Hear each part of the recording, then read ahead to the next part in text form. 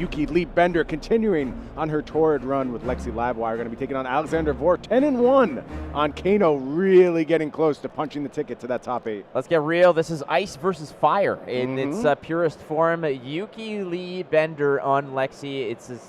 It's basically that's it. That's the person that you want to be piloting that hero at 9-2, showing you how it's done. Wasting no time. We've seen Amulet Device and how important that is. And again, Alexander Vore saying, yeah, I got this promo at the pre-release, but I've never actually seen it in action. But there it is. And a lot of these Lexi players early on are not very aggressive, but there's a lot of things that they can do to filter their own hand and set themselves up. So in this case, dropping in an Amulet Device, loading up, the blue Bolton shot in this case, and Alexander Vore, has options on Yuki's turn as well. Yeah, turn 0 is very much in play for Kano. We've seen the Kanos here take advantage of that all day. Yuki really likes big setups on the first turn, loves to get that 6-card hand working, fill up that arsenal. Do a quick arcane barrier check here, Flake. I think it's just going to be those bullseye bracers packing a little bit of incidental arcane barrier 1. You used to see Heart of Ice from time to time from Lexi's. Not the case this weekend. Again, just another in a long line of victims for Kano. Not really respecting the hero to the same degree it was, say, at the start of the Everfest meta. Yeah, that's all you got to stop all this arcane damage coming through. Nothing else really going to help you out here. Also worth noting, Yuki in the previous matches was running the Snapdragon Scalers. In this case, to quote myself to John Blevins late last night, the Peach Cobblers. Oh, the Peach Cobblers. Yeah, excellent. Not the Perch Grapplers, the Peach Cobblers. That's what happens when it's like almost midnight and you've been up all day. You call them the Peach Cobblers. Maybe looking to force a little bit more damage with those Peach Cobblers. Is Yuki Lee Bender. I also managed to call it Rain Raisins by accident. Okay. So you could see what was on my mind last night. Flake, very hungry apparently. Yes. All right, starting off here. I mean, you can go nuts as Kano. We've seen it before. It's really a matter of just trying to bust down Yuki Lee, and when all you're looking at is the only arcane barriers from those bullseye bracers, keep in mind also the fact that that's the only arcane barrier means that Yuki Lee is not going to bust those. She's going to keep them up and ready to go the whole way through. So those are just there for show, ladies and gentlemen. Yeah, if you bust those, you're committed. You're saying, I'm going to end this game right now. So there's a theoretical world in which it could happen, but you know how it goes against Kano. There's no safe window. Even if it's your turn, Kano can still blow you up. So you have to be really sure it's safe to go for it if you're going to leave yourself with Arcane Barrier. I'm with you, Flick. I expect those to stay around the entire game. All right, so presenting 3 arcane damage over here, and I think Yuki's just going to go ahead and write that down and say, all right, I got you, no problem. Let's start it off as Alexander Vore has that mountain to climb of 40, but at 10-1. Is this the only 10-1 that's left in the field? There may be one other 10-1 Flake. We will get some standings posted very soon. If you're following us over on Twitter, you can certainly get the updates there, but we'll do a little bit of display here on the broadcast as well. I think there's 2 10-1s at this point. All right, so at 10-1 again, there we go. Just again, using some of that Kano magic. Yep. Going to go ahead and drop some cards on the board, and when they're banished, you can see them obviously, but they're accessible later based on the Kano ability. And Yuki, who is always in the driver's seat here, in many of the matches, just holding the tempo and at the wheel for most of it. In this case, it's a different story, and we haven't seen Yuki play. We've seen Yuki on stream. This is the 3rd instance of this, I believe, but we haven't seen her play against a Kano. No, you're exactly right. And look, we didn't think it would be a critical matchup, Lexi versus Kano, heading into this event, but it turns out it is. We need to see what Yuki can do in this matchup. We mentioned a lot, Flake. Yuki is disruptive. She's trying to really leverage those ice abilities. We need to see what happens to Kano when Frostbites are slowing them down, and if Yuki, while doing that, can still produce that clock. I think she's pretty well set up to do it, despite the absence of Arcane Barrier. But I'm going to be honest with you, I didn't grind this matchup in testing heading into this event. I don't really know who has the edge here. Well, that's it. I mean, when you're going into the Pro Tour and the weeks ahead of it, right after that ban and restricted announcement was fired off into the community, players are out there practicing against the most common matchups that they suspect, and this was probably not on their radar. Not that Yuki is in a bad spot. If you're playing an ice hero, we've seen it before where Kano players are typically just, send me the bill. Just, I'll write down the damage. It's no big deal. We'll deal with it later. But this has the added spice of Frostbite, and that could be exceptionally detrimental when it's a 2-card pitch to that Kano. But again, instant abilities, you can respond. So there's a lot of margins here where perhaps the Frostbite might not be completely detrimental, but it might push Alex into making decisions sooner than he may want. Yeah, and I mentioned before, last time we did a Kano match, Kano does have some capacity to block. You may see that here with the on hits of Lexi. Something like a Blizzard Bolt that really just supercharges all the arrows for the turn. That's not going to be something that Kano just wants to eat. And if they know they're giving up their turn anyway, I think you'll see them put a lot of their resources into just preserving life total. So Aether Spindle is presenting 4 here. I believe that I think that did connect, in which case you are correct. You are able here to just opt X, which is X is the amount of damage that was done. So that would be 4. No better feeling as the Kano player if like you just feel like the world is your oyster when you're setting up exactly what's going to happen over the course of your next turn. Yeah, I mean, you're basically lining up the cards you want and tossing the garbage at the bottom of the pile. It's a beautiful, beautiful part of what Kano needs to be doing. You opting, it's just creating more reliability, more consistency here. And I mean, Brian, when you're opting here, what are you typically tossing to the bottom? It depends. It depends what you're trying to do in the matchup, how you see your role.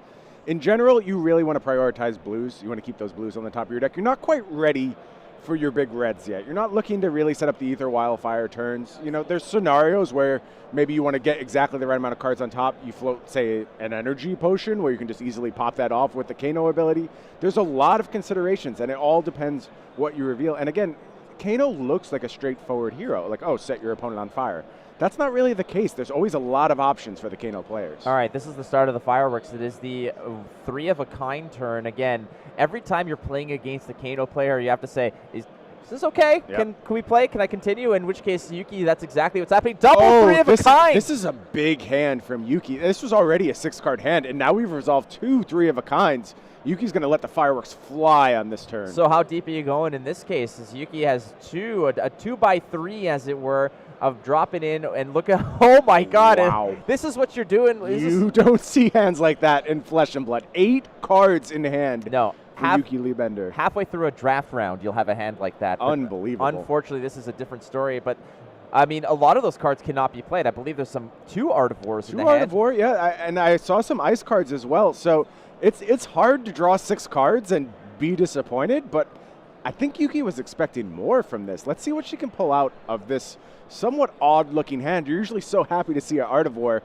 That changes when you're under the lock of 3-of-a-kind, though. But Yuki might be thinking here, if she basically just pulled all of the best cards, if there was like the ideal scenario here, she may have been considering, you know, the biggest problem here is how many arrows can you load into the arsenal and fire them off. Right. 2 from Voltaire, you've got 1 already there, and perhaps you also have the Bullseye Bracers. This may have been a situation where she could have actually pushed 30 points of damage. It's possible. You've got the Bolton shot in arsenal as well, so if you pump that up, that will also give you a reload. There's multiple ways for Lexi to go ahead and put stuff into the arsenal. And here's a pretty critical juncture. Peach We're going to go ahead and pop those Peach Cobblers, see if we can push a little extra damage through on this turn. I got to say, I might be a tad little hungry, but either way, there are the Peach Cobblers. As an action for 2, you can destroy them till the end of the turn. Face-up arrows played. Go again. That's so clutch because you are going to be loading a lot of those arrows face up with Voltaire, and go again is an important element to just make sure that is constantly, you know, you're constantly chaining together attacks, whereas you have basically almost like a 10 life head start where Yuki's used to trying to drive home the point against 40 life heroes. This seems like it's just a shorter trek for her, a shorter journey to the end. Yeah, Yuki also going to push a Frost Lock here, and it's funny. I don't think that Yuki was thinking, oh, I really need to prepare for Kano, so I better pack my Frost Locks. But they're really, really good against Kano. Like one of the best cards you could possibly have in this matchup. And this one, I believe, so it was fused. It's coming in as a +1 as well, in which case, hey, let's just get her done. Coming in for 4, which it gets part of the job done, and it was fused. The fusion on this means that if it hits, they can't pitch or play cards with base cost 0. And there's going to be a bunch of those in Kano's arsenal. Yeah, I mean, that's a nice bonus, Flake, but what we're really into here is cards and activated abilities cost opposing heroes an additional resource this turn. we often say Kano refers to turns as our turns. Not so much when Frostlock is around. That makes things really hard. It's like a Channel Lake Frigid, and we've seen how much Channel Lake Frigid can slow down opponents. This is one contained on an arrow. And, it's a solid arrow, one that has fallen in and out of favor, but one that I'm sure Yuki is absolutely thrilled to have for this matchup. Oh, this is when you basically walk into this matchup and you're like, thank God that somebody or myself, I convinced myself to put this in the deck. It's not an on-hit effect. No, it's just there. It's just there. And you see Alexander reading the card and saying, all right, okay, I see you. We'll see what we can do here. But Alexander also taking the 4, so the on-hit is on effect as well. The Bolton shot now coming through with, I believe that's just going to be Was that fired? Oh yeah, it does have go again. From the Peach Cobblers, yep. From the Peach Cobblers, coming in for 2. Little cherry on top of the Peach Cobbler as well with the go again. So Yuki not done here. Activating the bow once has already happened. There may be a situation here where it was hard to see what other arrows were in the hand, but if they're 2 big-time arrows, maybe we see the bullseye bracers pop, but I don't think so. So risky, Flake. It's so risky, and it's something that Yuki's going to have to weigh throughout this matchup. Is it ever worth that risk to push damage? This is an instance where I could see a block coming from Alexander, giving Yuki this free reload when things are so well set up for her in terms of everything else she can do. Being able to go ahead and use that Voltaire again to put another arrow in there. It could just really solidify her turn, but it looks like it's going to go through. We'll give her the option to reload here. And that is a very key element, reload as well. A lot of times the Ranger player's biggest hindrance is just finding ways to load up those arrows. No, that's true, Flake. That's absolutely right. It's a little weird here in that the reload's going to load the card face down. You really want it to be face up. I do think Yuki still has her Lexi activation, though, to flip things that way. So it looks like it did hit. Yep. Oh, so here's the rub, Flake. I'm sorry. I was mistaken. Bolton shot, it doesn't have that ability in the default. You have to have greater base attack for both the go again and the reload. So no option to reload there for Yuki. Going to have to go ahead and use Voltaire. My mistake. Pathing Helix, on the other hand, going to come through. And I do believe that one's going to have go again and gives a chance to potentially reload that arsenal. All right, so the situation here is that's most likely that was played face up, so the Peach Cobblers are going to allow that to get go again because it was played face up. So Yuki going to load that bow at the +1 is my assumption here, and it's going to be a 5-point Pathing Helix, meaning that if there are no cards in Arsenal, which there aren't, she'll be able to go ahead and put a card face down there again, and then maybe that's the ice card that she slams in there and then can reveal it with get Lexi. A little frostbite going. That doesn't sound bad at all. So as it stands, Alexander Vore, again, typically you're going to see the Kano player do all kinds of shenanigans on the opponent's turn. Yeah, but now it's time for blocking because of that on hit. You don't want to let that go for free. Yuki's used her bow twice. Go ahead and cut off that arsenal if you can. And you're not going to be able to use these resources very effectively. I mean, possibly if you made it to the next turn with these in hand, there are some setups. You can do Sonic Boom stuff. That all sounds good. Sonic Boom is a nice card to just throw out there, try and get a little extra value out of it. But Yuki has done a good job forcing the issue on this turn and demanding a response from Alexander. Yeah, Frostbite and all these on-hits, the fusions, etc., is really, it's such a bumpy ride for Kano, who is so used to just absorbing damage and getting the job done, but that's the way Lexi plays. Lexi can play in a very... Like, look at this arena right now, and still, Yuki is fanning 4 cards across, letting you know she's still got a lot in the tank. But that's the tough part about this, right, is that we saw that she had, 9 cards in hand, 9 cards in hand? 8 cards, yep. But the problem there is that if you cannot maximize that big play, it looks amazing. Trust me, holding 8 cards in hand, but if you're only playing 3 or 4 and you're left with 4, you're leaving so much on the table. It's a lot more, it's the bark's worse than the bite in that case. No, you're exactly right, Flake.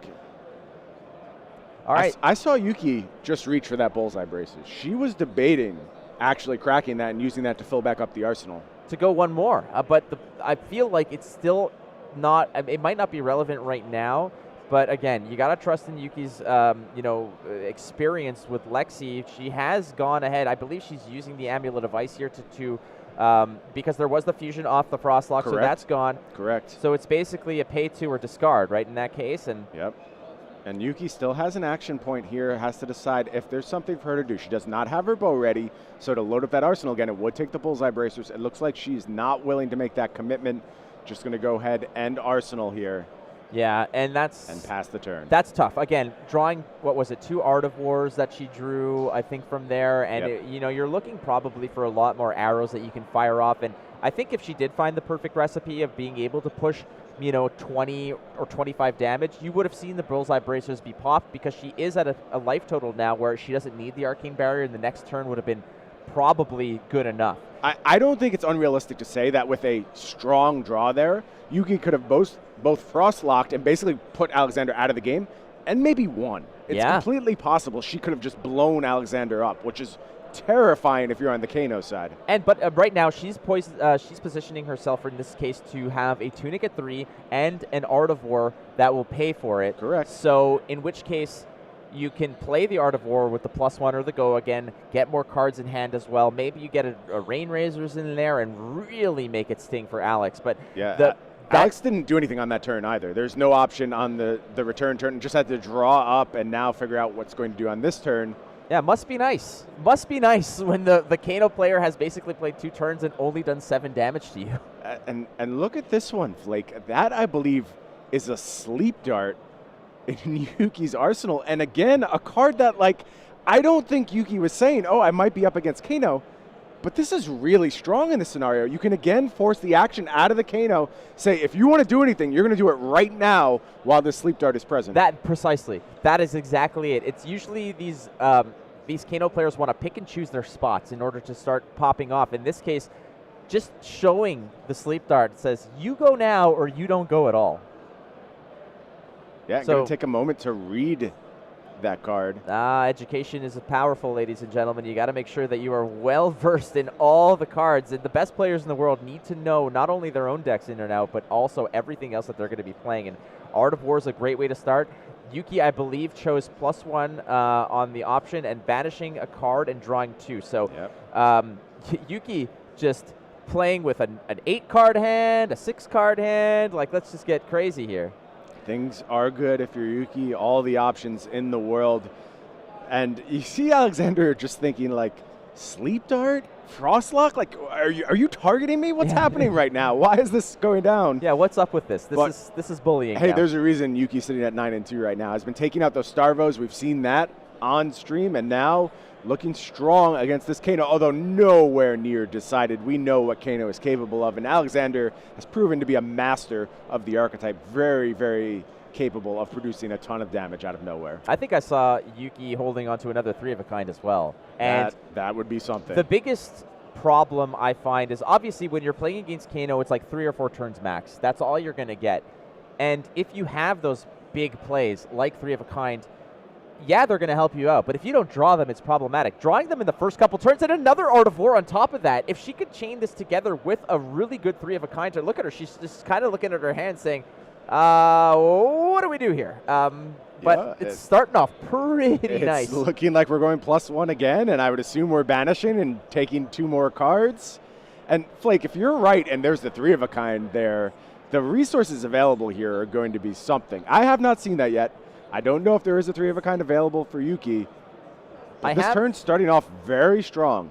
I have been known to be wrong frequently. Well, it's tough to spot like that. Oh, it's 3 of a kind. Okay, 3 more cards headed to Yuki's hand, and Alexander says, hold on. What the hell? Hold on a second. Let me take a look at this here graveyard. Deck check. How many do you have? That's just, you know what? When you're destined for it, it happens. In this case, we saw the double 3 of a kind and coming back with another one. 2 Art of Wars this time and a 3 of a kind. Yuki is on a mission here. Going to have a 5-card hand, Sleep Dart, ready in the arsenal, meaning the action's going to be forced. As soon as she fires off that Sleep Dart, that's it. Decide what you're going to do, Alexander.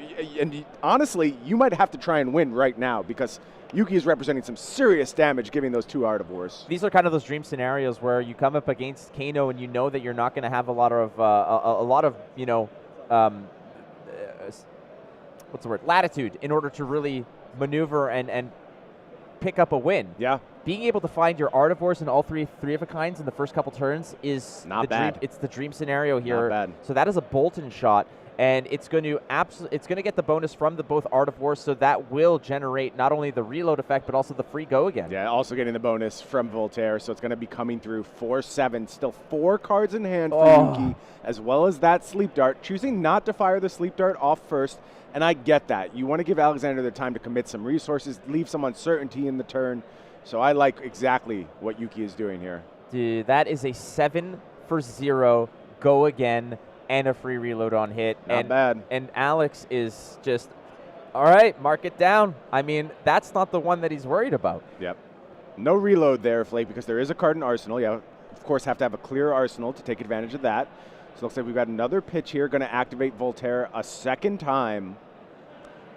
And in this case, this might be go again, depending on the arrow that's coming through. Yuki just evaluating her options here. She's got 3 cards left in hand, 1 floating resource. She did use one of those resources to activate Voltaire. She'll have to decide in what method. So there's 2. There's the Art of Wars are providing an additional 2 attack to this arrow. I'm not sure what other arrows she's holding on to in this case. But again, the sleep dart is the looming threat here. Yeah, and you know what, Flake, I guess it makes sense that the sleep dart can't start the chain. Obviously, it does not have go again inherently, and it went into the arsenal last turn. So there's no way to really load it up as the start of your turn. But still, at some point, that's got to be real threatening. Here comes a Blizzard Bolt from Yuki Lee Bender.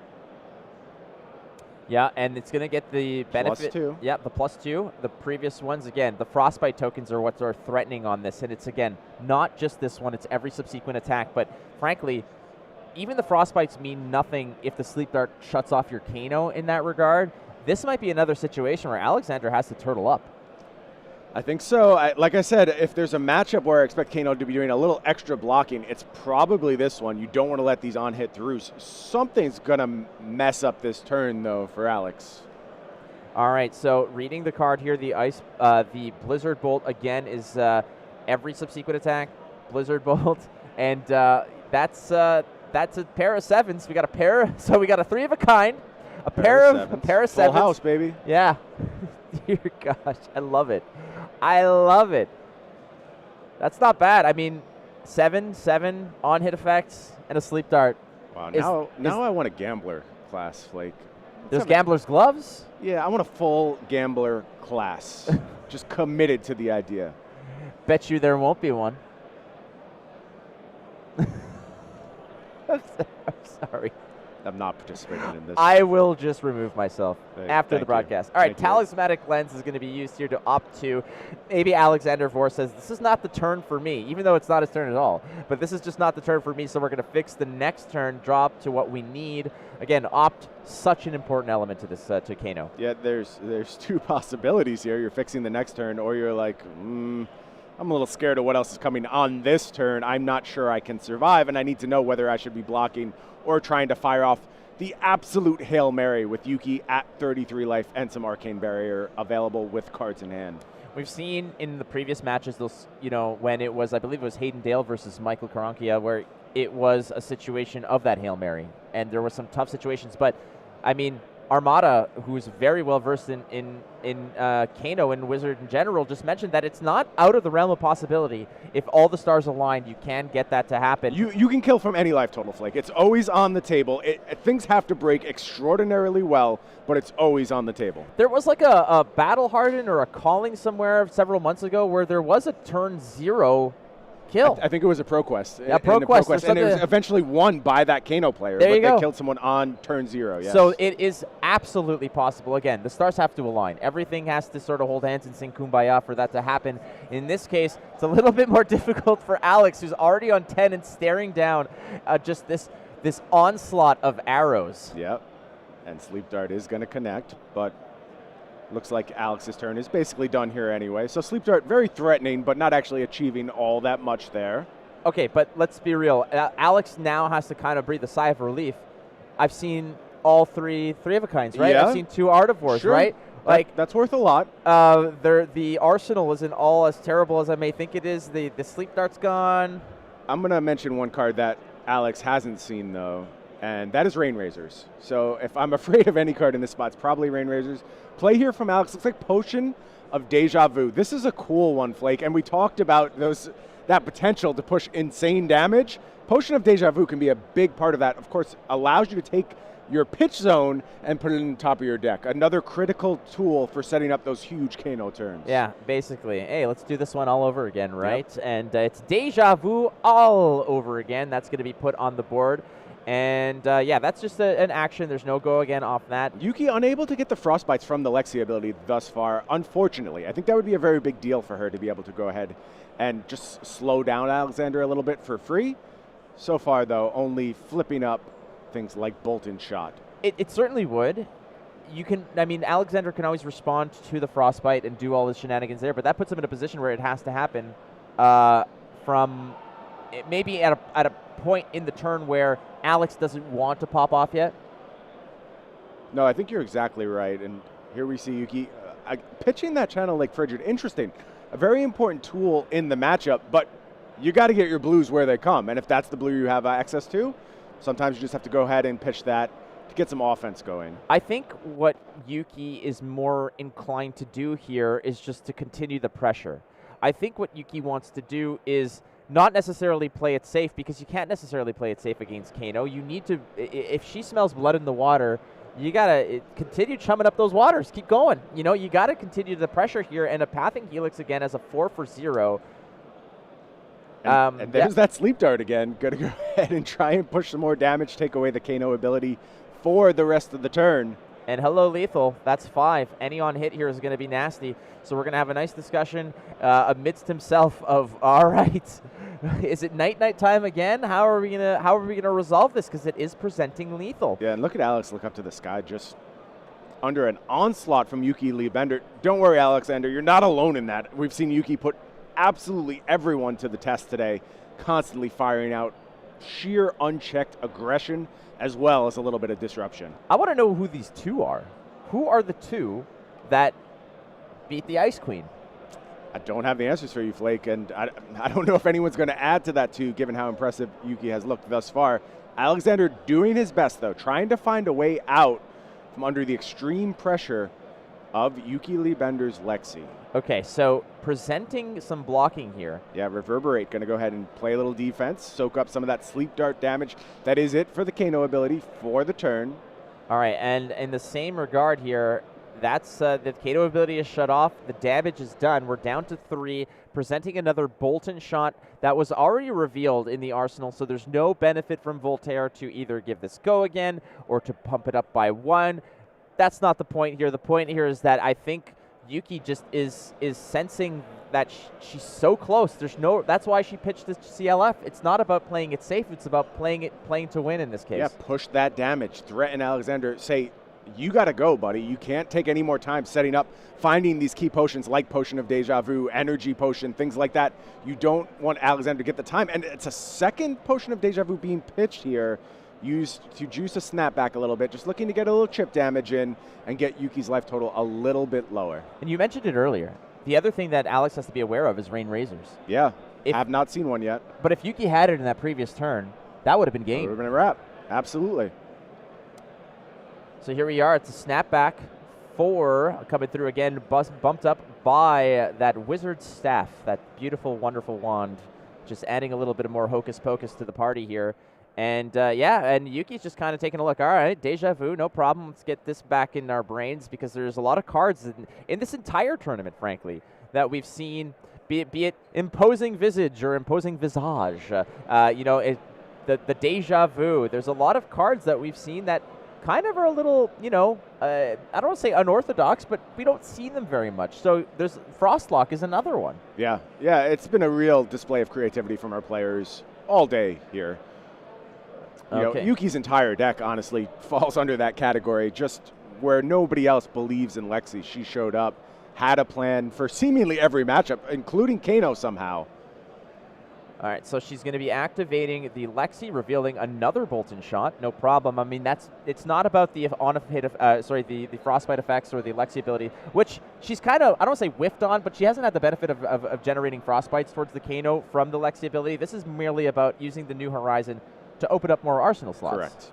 Correct. And that's not optimal. You would prefer to get a little bit more out of it, but Oh. You take what you can get. Endless Arrow going to be the play here. That's going to get go again from Voltaire, forcing lethal. So again, Alexander, do you want to block, or do you say time to go? 4, again, an awkward number, and Kano has honestly just been on the back foot this entire match. Kano hasn't necessarily presented those explosive turns. Usually Kano's just like, no problem, like brush it off, water off a duck's back. I want to be the one dealing the damage. I can output so much more damage than you can, but when Lexi comes to play and it's Yuki at the helm, there's going to be disruption, there's going to be creativity, there's going to be so many uncomfortable situations, and in this case, Endless Arrow is just another one of those situations of, do I really want this to, like, you can only block 3 at the very least. You gotta respect this. There's nothing else that you can really do. The Kano player has been on the back foot the whole game. Flake, that means it's go time. And this is a great way to start off go time. Blazing Ether going to go ahead and be the banish from Kano. Combine that with the right tools so things can get out of hand real quickly here. I know 29 sounds like a lot, Flake, but as soon as I saw that Blazing Ether, I started thinking maybe that's not as safe as you might think it is. Yeah. To steal a Seinfeld quote here, whenever it's go time, you think you're better than me? You think you're Mandelbaum. And, I mean, you're right. It is go time. When lethal is presented, that's when that rabid Wolverine starts to claw back, and you've got to get creative. So it's time to start peeling cards off the top and crossing your fingers. Yeah, we're going to get to banishing, and it looks like Snapback Red was the other banish. Gaze the Ages also another banish. This is a really good setup, Flake, because that Gaze the Ages can come back to turn after something is deployed. And all those ops that occurred, there were cards drawn and such, but this has kind of been part of that setup, right? Is in terms of making sure that the cards you're ripping off the top are very helpful. Yeah, and Flake, this is wild. So Blazing Aether has been cast, but in response to all this, we're going to do a bunch of stuff, including Tome of Aetherwind, which could now restack should they want to, and just really bust this game wide open. So again, we've seen this countless times this weekend, that whole passenger mentality of the player playing against the Kano, presenting lethal, it's just now, do I have it or do I not? It's kind of like, you're just waiting for the answer. And in this case, that Endless Arrow is suspended in this like stasis animation, waiting to either connect or fizzle and not even matter. Yeah, also in stasis is this Blazing Aether. How much damage is it going to pop off for when it finally does resolve? And you see what Alexander is debating now. Is it time to go ahead and crack this Potion of Deja Vu? Looks like the answer is yes. And with 2 draws potentially available, that's just going to be exactly the hand that Alexander wants. Is it lethal, though? That's always the question. Is it lethal? Is lethal present in this pitch stack? There you see, Ether Wildfire has been pitched. That's always the key piece, Flake. And if you line this up perfectly, I believe the damage is there. You just have to figure out exactly how to do it, how to play through Arcane Barrier, and then we'll see exactly what's going to happen as we're certainly in our final turn of this game between Yuki Lee Bender and Alexander Vore. You got to figure out when you're playing against a Kano player like this, and even if you do lose, you have to give credit to the fact that a lot of these wins seemingly come out of nowhere to a degree. They just materialize out of thin air where you are so confident that there is absolutely no, I have 30 health.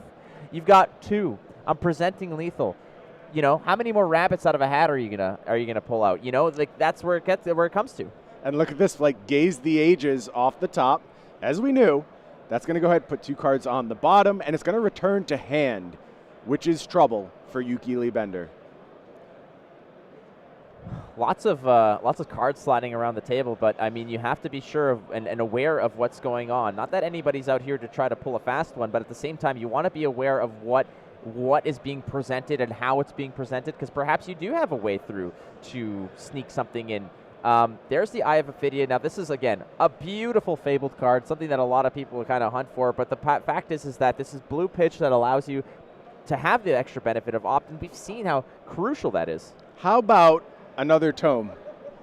How about that, Flake? 2 more cards off the top with that Blazing Aether just sitting there, ready to go. This turn is about to get out of control. I am speechless. I am without speech. I have no speech. Look, Alexander hasn't accomplished a whole lot quite yet. but it's coming. There's something there where Alexander is going to be able to leverage this Blazing Ether, leverage all of this card draw, leverage that Ether Wildfire that we know is present, and potentially present some lethal. So how much of this, I mean, at a certain point, this just looks like a lot of spinning your tires. Eventually, Alex is going to have to find some traction here and take off, because it's just been a lot of revving of the engine, a lot of just, it's a lot of smoke and mirrors without any actual substance. But this is all just prep work. And like you mentioned, starting off with that Kano specialization is the way that you want to sort of kick off the turn. But we've seen a lot of creative accounting. We've seen a lot of card shuffling, a lot of opting, a lot of playing, but we haven't seen any damage being presented.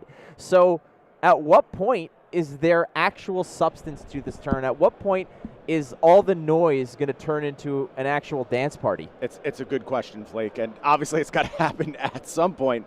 Not there yet, though. No, but I mean, again, look, if you just have a look at like Yuki's eyes, it's just, all right, like, I'm going to take a look at my hand. If these cards change, nothing's happened, you know? It's cold out here. It's just, if you're not moving your engines a little bit, you know, you could get a little bit nervous. You can kind of, she's just like nodding along. Yeah, keep going. Like, until something's coming to me and I have to make a decision. How much of this is just, you know, shuffling your deck with extra steps? Some degree of it is, but here's my answer to that, Flake. It is until it isn't. Yeah. And as soon as you're ready to go as this Kano player, we've just seen, I mean, look, there's another Ether Wildfire. There's just such incredible tools available to Alexander here. You have to figure out how to put them all together. And this is one of those mind-melting Kano turns. Look, I'm a decent Kano player. I know my way around Kano. I've won my share of matches.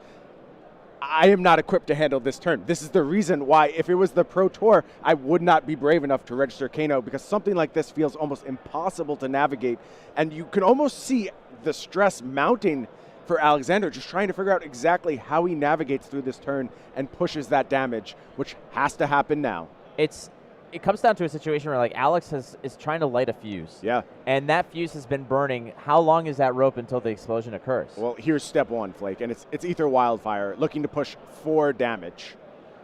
And I think we're going to see Yuki do something here. Yes, going to use a resource, Bullseye Bracers, preventing and one of that arcane damage. So that's resolving. Now it's back to step 1, and that's back on the stack. That needs to get some attention, right? Yeah, time for Storm Striders to be popped. Now it's time for another Ether Wildfire. And that means that when that next Ether Wildfire pops off, and when that Blazing Ether pops off, the damage numbers, I'm not trying to do the math, Flake. I'm not a math guy. We know you're not a math guy. No. It's a lot. There's a lot of damage being offered right now. And we have to figure out exactly how much is going to be pushed. I mean, that Blazing Ether potentially getting a bonus, 11 damage added onto it, to say nothing of the damage already done? No, this is, I mean, one of those, I wouldn't call it necessarily a Hail Mary. You know, there's a lot of calculation involved. There's a lot of setup involved. And Alexander Vore at 10-1 is no slouch when it comes to Kano. There is a judge call going on here, so there is a fairly extensive discussion being happening here. We're trying to get word on exactly what that's about, and when we can let you know, we'll certainly pass along that information. But something was brewing there for sure. No, and they're going to try and sort that out. I'm going to let you know, folks, it's going to be a little while. Exactly what's happening, it sounds like there is a discrepancy in how many resources are available for, I believe, the Kano player. And what this has led to is a massive reconstruction of this turn as we try and figure out exactly where things are at.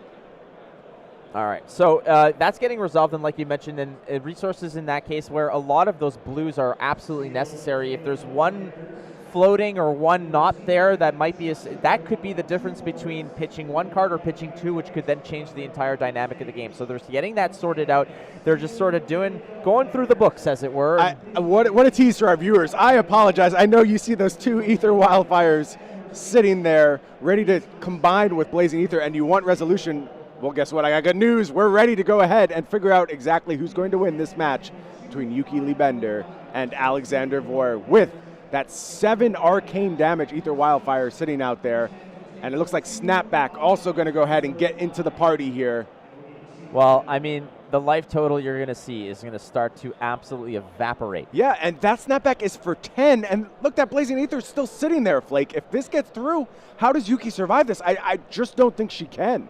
I think Alexander has done it here. This is impressive, absolutely impressive. A 10-1 record is exactly because of plays like this, patience like this, setting up your turns like this. This is godly. And in the corner of my eye, I see DM Armada, who looks like he just saw someone eat their own head.